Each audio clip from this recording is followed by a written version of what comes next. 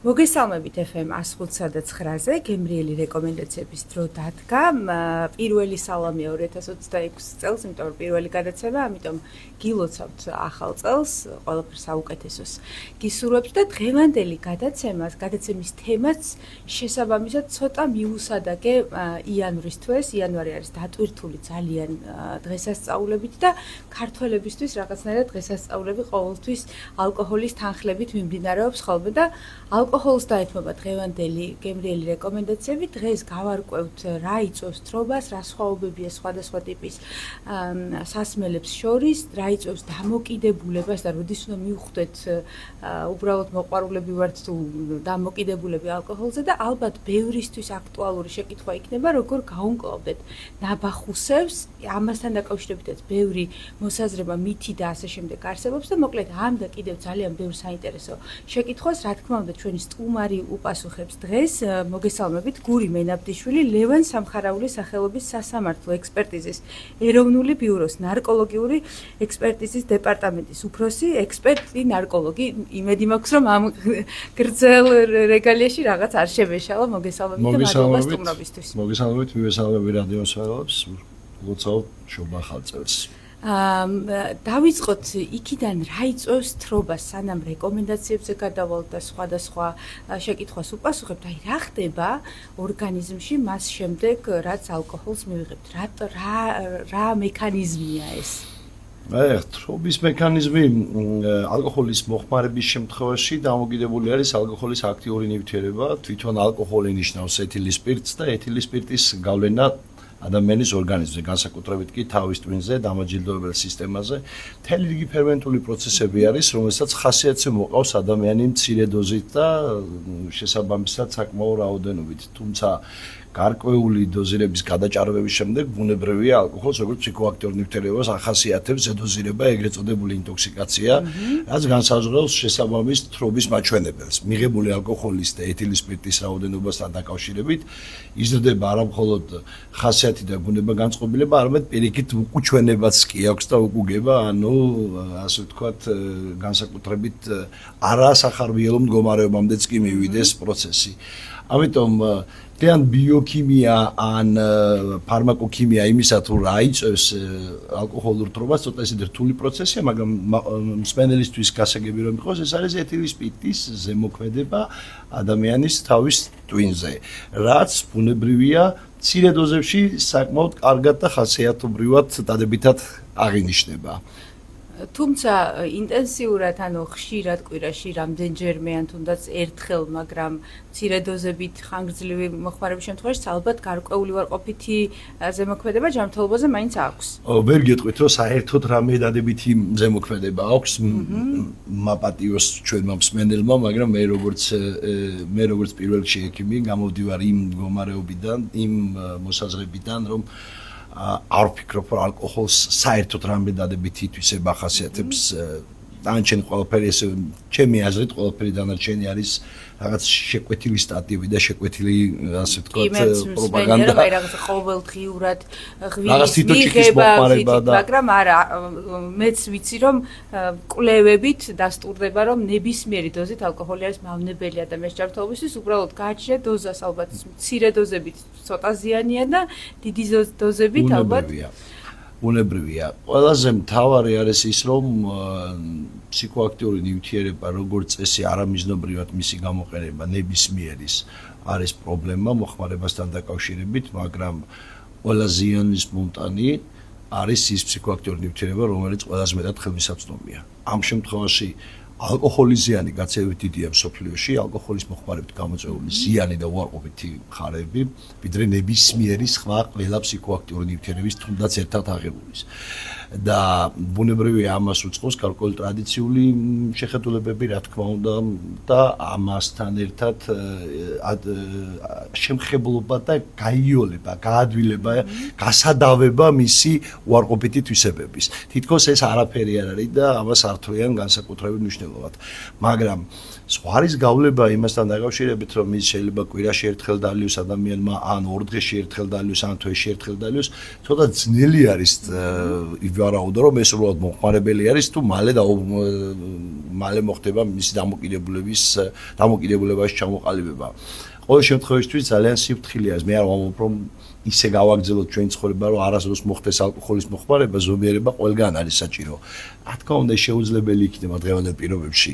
არა თუ მაგალითად ქართულმა და საზოგადოებამ და კავკასიურმა რასამ, არამედ დღევანდელ პირობებში აზიურმა რასამ, მათ შორის ჩინელებმაც კი დაიწყეს ეთილის სპირტის მოხმარება და ძალიან აქტუალური ხდება ნელ-ნელა იაპონიაშიც ალკოჰოლის მოხმარება.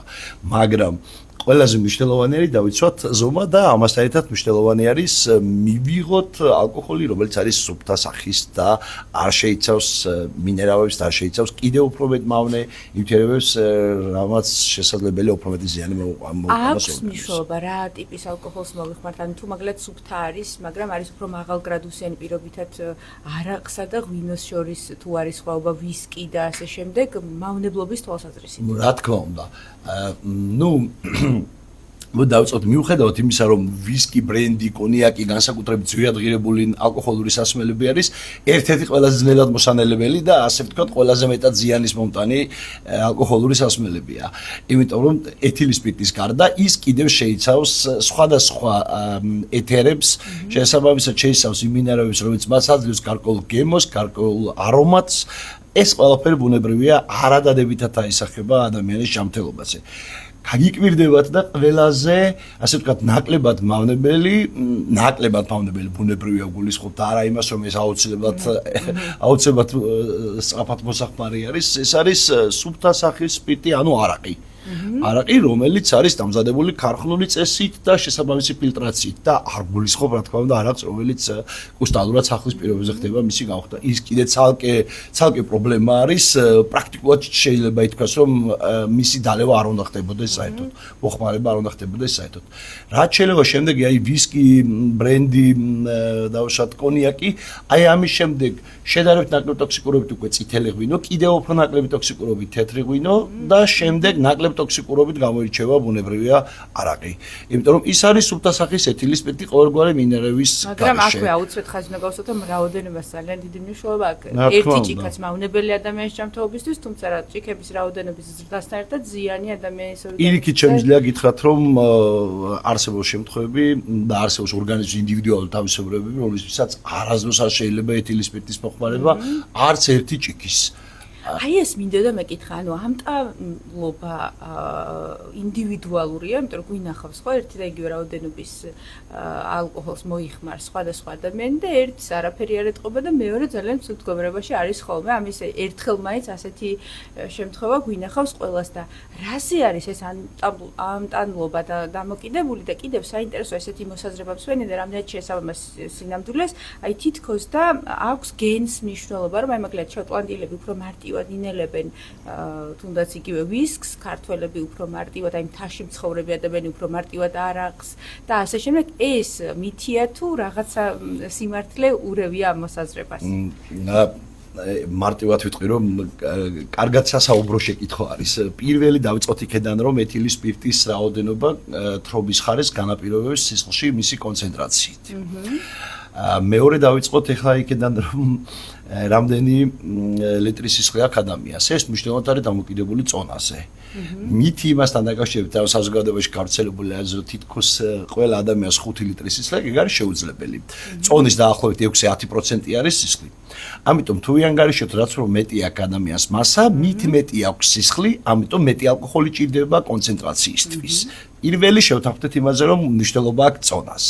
მეორე, მნიშვნელოვანი არის მასში ალკოჰოლის იმ ფერმენტების რაოდენობა, რომელიც მოქმედებს ალკოჰოლის დაშლასთან დაკავშირებით. ძირითადად მოქმედებს ორი ფერმენტი, ან მარტივად რომ ვთქვათ. ერთი არის ალკოჰოლდეჰიდროგენაზა, მეორე ალდეჰიდროგენაზა. ანუ ალკოჰოლდეჰიდროგენაზა ალკოჰოლს შლის ძალიან მავნებელ ნივთიერებად. და აი მე ერთვება ალდეჰიდროგენაზა. არსებობს ორგანიზმი ინდივიდუალური თავისებურება, როდესაც სწრაფი ალკოჰოლდეჰიდროგენაზა აქვს და სწრაფად შლის ალკოჰოლს მავნე ნივთიერებად და ის მავნე ნივთიერება რაც უნდა დაშალოს ალდეჰიდროგენაზამ, ის აქვს ძალიან დაბალი ხარისხის. ამიტომ ინტოქსიკაცია ამ ადამიანებში მცირე ულუფების მიღებისას სწრაფადვე მოხდება. არსებობს ადამიანები, რომლებსაც ძალიან კარგად აქვთ ეს მოწესრიგებული. ზოგადად ალკოჰოლის მონელების მხრივ ნარკოლოგები ყოფენ კაცობრიობას, ყოფენ ორ რასად, აზიური რასა და კავკასიური რასა. აი აზიურ რასას აქვს ეს პრობლემა ზუსტად, დიახ, უჭირს და ამიტომ კარგი ხნის განმავლობაში მცირე ალკოჰოლის მოხმარების შემთხვევაში შესაძლებელია იყვნენ ძალიან ცუდად რამდენიმე დღის განმავლობაში ნაბახუსევ სიტუაციაში. გარდა ამისა, ბევრ ადამიანს აქვს გენეტიკური დეფიციტი, მათ შორის ერთ-ერთი ფერმენტის, რომელიც აქ მნიშვნელოვან როლს თამაშობს. შესაბამისად, ეს ყოველივე და ინდივიდუალური თავისებურებები განაპირობებს იმას, რომ ზოგმა შეიძლება კარგად აიტანოს, ზოგმა ცუდად. ეხლა გარემო ფაქტორებსაც მივაქციოთ ყურადღება. აი, მაგალითად, მიირთვა საკვები, რა ხარისხის საკვები მიირთვა, უზმოზედალია, თუ რა ალკოჰოლი მოიხმარა. ამასაც დიდი მნიშვნელობა აქვს თრობის სისწრაფის მისაღწევად. ხო, ესეც მინდოდა მეკითხა, არის ესეთი გავრცელებული მოსაზრება, თამადებს ხშირად ეუბნებიან კარაქი მიირთვი წინასწარ, რომ ძალიან არ მოგეკიდოს სწორსეუბნებიან. აი ეს მაინტერესებს, აქვს თუ არა მნიშვნელობა, რას მივირთმევ და რა ანეიტრალებს ყველაზე უფრო მეტად ალკოჰოლს? მოკლედ, განეიტრალება აბსოლუტური მითია. მე როგორც ექსპერტი ჩვენ ხშირად ხვდებით იმ ადამიანებს, რომლებიც დაუშვათ გარკვეულ საჯარიმო კვითას აპროტესტებენ და ფიქრობენ, რომ არიან ფხიზმ მდგომარეობაში, ბევრი გაუშვათ შეიძლება იყოს ბევრი რა და 1000-ნაირ რაღაცებს მოიხმარენ იმისთვის, რომ სისხლში შეძნოთ თითქოს ეთილის სპირტის დამალვა. არ ხდება ეს. მითია ეს ყველაფერი. უკვე შეწოვილი ეთილის სპირტი, რომელიც სისხლში არის, მისი დაფარვა ვერ მოხდება ვერანაირად, ამიტომ იმ რაღაც ნივთიერების მოხმარებას პოსტფაქტუმ არანაირი აზრი არ აქვს. რაც შეეხება ალკოჰოლის მოხმარებისას, დიდი მნიშვნელობა აქვს მოიხმარა თუ არა პიროვნება მაგალითად უზმოზე. უზმოზე მოხმარების შემთხვევაში ალკოჰოლის შეწევა სწრაფად ხდება და შესაბამისად მისი კონცენტრაცია სისხლში იქნება უსწრაფეს დროში მაქსიმუმი. მალე დათვრება ადამიანი. რა თქმა უნდა, ნახევარ საათში შესაძლებელია პიკს მიაღწიოს. მაშინ, როდესაც სავსე კუჭის შემთხვევაში შესაძლებელი არის 3 საათამდე გახანგრძლივდეს ეს პროცესი.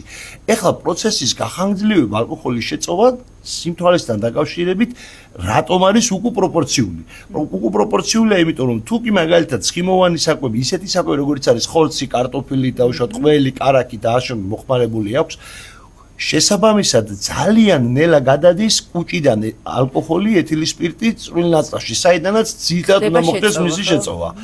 რადგან ის ნელ-ნელა და პროპორციულად ულუფებით გადადის, ამიტომ გადასვლა და ალკოჰოლის მონელების პროცესი, სისხლში მისი დაშლის პროცესი თითქმის თანაბარია, ცოტათი უფრო ნაკლები, მაგრამ თითქმის თანაბარია და შესაბამისად სიმთვრალე რა თქმა უნდა იქნება ძალიან ნელა დადგომადი. გარდა ამისა კიდე რაც უფრო დიდხანს დაყრდნობა ეთილის სპირტი კუჭში, კუჭშიც მიმდინარეობს ალკოჰოლი დეჰიდროგენაზათი მისი დაშლა. თუ კი დაშლა მიმდინარეობს, ბუნებრივია შესაბამისად მისი, ასე ვთქვათ, თრობის მარგი ქმედების კოეფიციენტი იქნება დაბალი. ამიტომ ეს გასათვალისწინებელი რჩევა, პირველი გასათვალისწინებელი რჩევა ის არის, რომ ზომიერება, მაგრამ ზოგადად ნაკლები სიმთვრალის მისაღწევად გასათვალისწინებელი რჩევა არის, რომ ის არ უნდა მოხდეს აუცილებლად უზმოზე. უნდა მოხდეს ცხიმოვანი და მსუყელ საკვებთან ერთად უხმარი. კი ბატონო, გადავიდეთ უკვე შედეგებზე, იმიტომ რომ შესაძლოა ვიღაცისთვის სასიამოვნო იყოს გარკვეული ტიპი, ან გარკვეული რაოდენობის ალკოჰოლის მიღება, მაგრამ ამას ხშირ შემთხვევაში ახლავს ხოლმე ცუდი შედეგი ინტოქსიკაციის სახით, ნაბახუსების სახით, ესეც ინდივიდუალურია, ზოგს არ აქვს ხოლმე და ზოგი მეორე დღეს შეიძლება ითქვას, რომ აბსოლუტურად უფუნქციოა და ამ შემთხვევაშიც რატომ არის სხვაობები, აი ზოგს რატომ აქვს ნაბახუსები და ზოგს არა. და შემდეგ უკვე გადავიდეთ, როგორ ვუშველოთ ამ ყველაფერს. პირველი მნიშვნელოვანი არის ეთილის სპირტის სახეობა, მოხმარების სახეობაზე და ამასთან ერთად მოხმარების რაოდენობა. მოდი დავიწყოთ იქედან, რომ ალკოჰოლის მოხმარების რაოდენობა პირდაპირ პროპორციულია ნაბახუსებისა ხშირ შემთხვევაში. თუმცა, როგორც ჩვენ წეგან აღვნიშნეთ, პიროვნების ინდივიდუალური თავისებურებიდან ალკოჰოლის მომნელებელი ფერმენტების რაოდენობიდან გამომდინარე, შესაძლებელია ძალიან ბევრიც მოიხმაროს და სხვადასხვა სახის ალკოჰოლიც მოიხმაროს ერთდროულად პიროვნებამ, თუმცა ნაბახუსებზე ან არ იყოს, ან კონდეს მცირედი ნაბახუსები. მეორე მნიშვნელოვანი საკითხი არის ის, რომ ერთი და იგივე სახეობის ეთილის სპირტი მოიხმარა ადამიანმა, თუ აურია სხვადასხვა მაგალითად კონიაკი, მაგალითად ლუდი, არაყი, ღვინო და ხომ არ მოხდა რამოდენიმეს ერთდროულად გამოყენება, კიდევ უფრო ამძიმეებს ნაბახუსების პროცესს მეორე დღისათვის.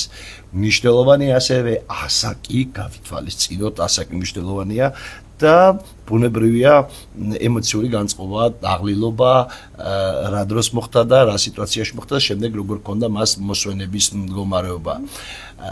ყველაფერი ეს გარემო ფაქტორად შეიძლება ჩავთვალოთ გარდა ინდივიდუალური თავისებურებებისა, რომელიც ყველა პირობა შეიძლება დაიცვას ადამიანმა და მაინც კონდეს ნაბახუსები.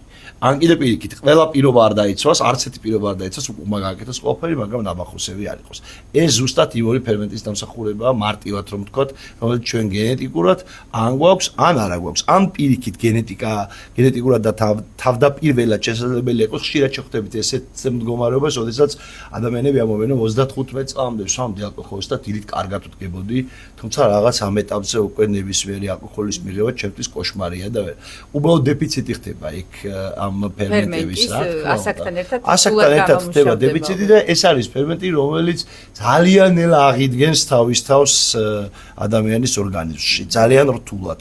ამიტომ გადაღლა ალკოჰოლის მოხმარებით გადაღლას გულისხმობ, რა თქმა უნდა, ხშირმა სმამ და მისმა არ დაზოგვამ გამოიწვია ის, რომ შემდეგ გარკვეული წლები, უკვე მომავალში გარკვეული წლები მოუპარეთ სიმშვიდისთვის, ამიტომ ალკოჰოლს ისეთ თავმამად ვეღარ მოვიხმართ, როგორც დავუშვათ ეს ხდებოდა 30-35 წლის ასაკში. ეს ყველაფერი ბუნებრივია გასათვალისწინებელია და ადამიანები, რომლებიც ამ ზომიერ წესს თავდაპირველად ნებისმიერ ასაკში იცავდნენ, ეს ზომიერი წესისგან გამომდინარე გაყვებათ ეს დადებითი თვისებები სიცოცხლის ბოლომდე, სავარაუდოდ სიცოცხლის ბოლომდე. ეს არის ძალიან მნიშვნელოვანი. მივედით ალბათ ყველაზე უფრო საინტერესო შეკითხვამდე, ალბათ ყველა საინტერესებს, როგორ გაუმკლავდეთ ნაბახუსებს, იმიტომ რომ ხშირად შეცდომებსაც უშვებენ ალბათ და პირიქით უარყოფითად გამოდიან ხოლმე, იმიტომ რომ ხალხში გავრცელებულია რაღაცა ტიპის რეკომენდაციები, რომელსაც ბევრი ითვალისწინებს და რა მუშაობს და რა არ მუშაობს. მაგალითად, რომელ რეკომენდაციას გულისხმობთ,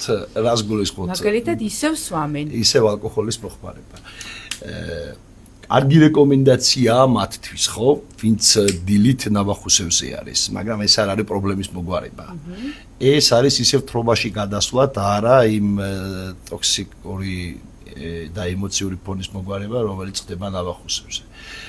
რას ნიშნავს თვითონ ნაბახუსები? ერთ-ერთი აცეტალდეჰიდი ერთ-ერთი უმნიშვნელოვანესი ნახევარდაშლის პროდუქტი, რომელიც ძალიან ცუდად და რთულად მოქმედებს ადამიანის უჯრედულ დონეზე, მის გენეტიკაზეც, თავის ტვინზეც, ყველაფერზე, ნაწლავზე, ანთებით პროცესზე და ასე შემდეგ.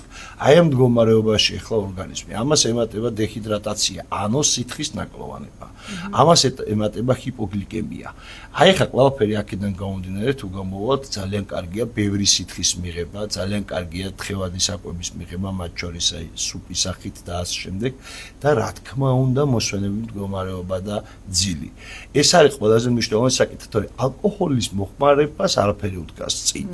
ანუ ნაბიჯ-ნაბიჯ ამას რომ ესე გავყვეთ, მეორე და მესამე დღესაც მისაღები იქნება მაშინ ალკოჰოლი და უკვე გადავალთ არა ნაბახუსებში და არა სიამოვნებაში, არამედ დამოკიდებულებაში, უკვე დამოკიდებულებაში გადავალთ.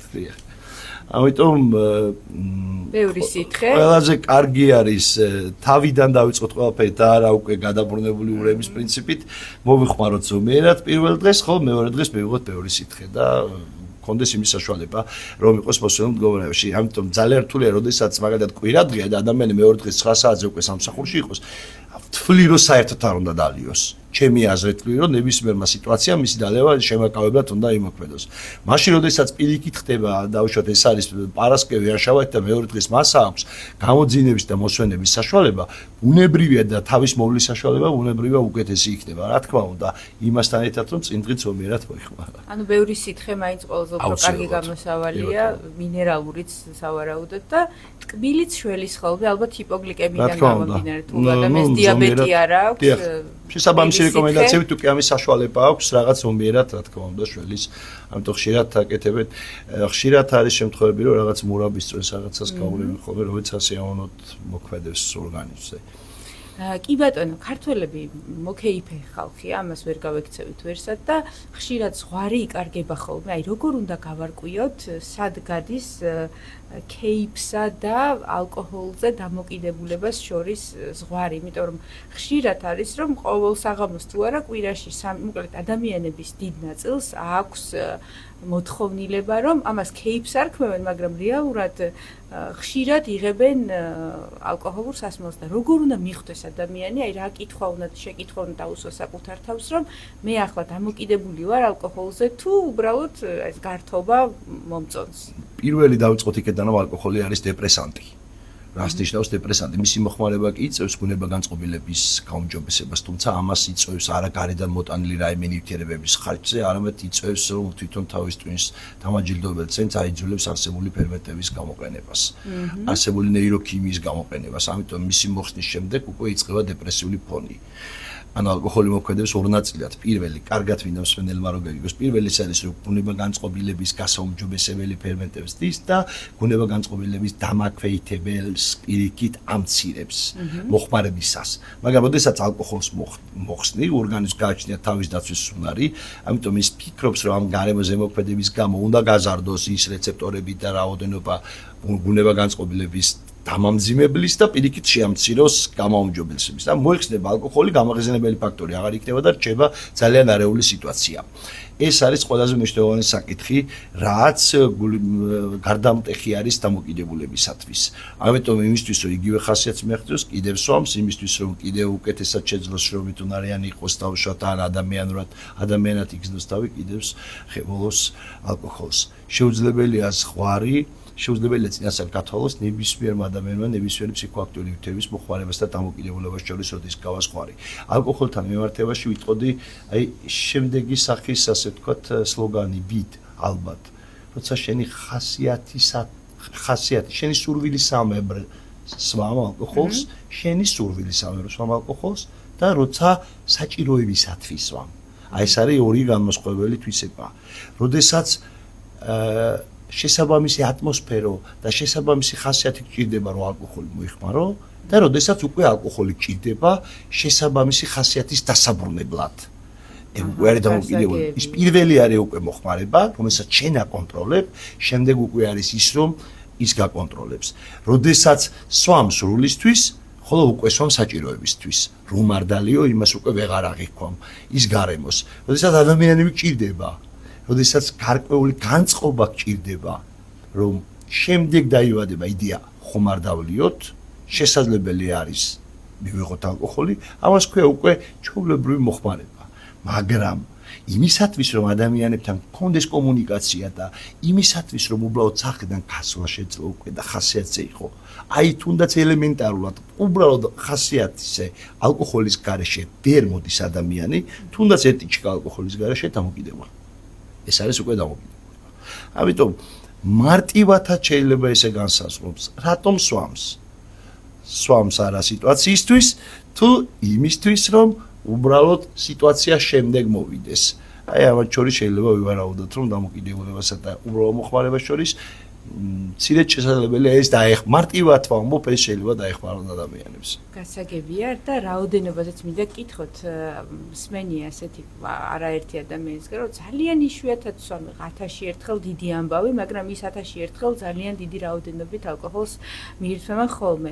ანუ აქვს მნიშვნელობა მაგალითად მცირე დოზებით მივირთმევთ ანუ მავნებლობის თვალსაზრისით გულისხმობ. მცირე დოზებით მივირთმევთ და დაუშვათ თვეში რამდენჯერმე, თუ წელიწადში ერთხელ ორჯერ, მაგრამ უზომო რაოდენობით, ანუ აი ამ შემთხვევაში ზიანის თვალსაზრისით თუ არის სხვა. ნუ ორ არის შორის მაკეთებიებთ არჩევანს, თუმცა გეტყვით რომ მცირე დოზებით რამდენჯერმე ჯობია, ვიდრე ერთხელ და ძალიან ბევრი, იმიტომ რომ ალკოჰოლის ედოზირებით გარდაცვლილი ადამიანები მინახავს. გარდა ამისა, კიდევ ალკოჰოლის მოხმარებით ჩადენილი სხვადასხვა არასოციალური ქცევები და ბუნებრივია საფრთხე, როგორც პირდაპირ ზემოქმედების გამო არა, უბრალოდ თხრობის გამო გამოწვეული საქმე.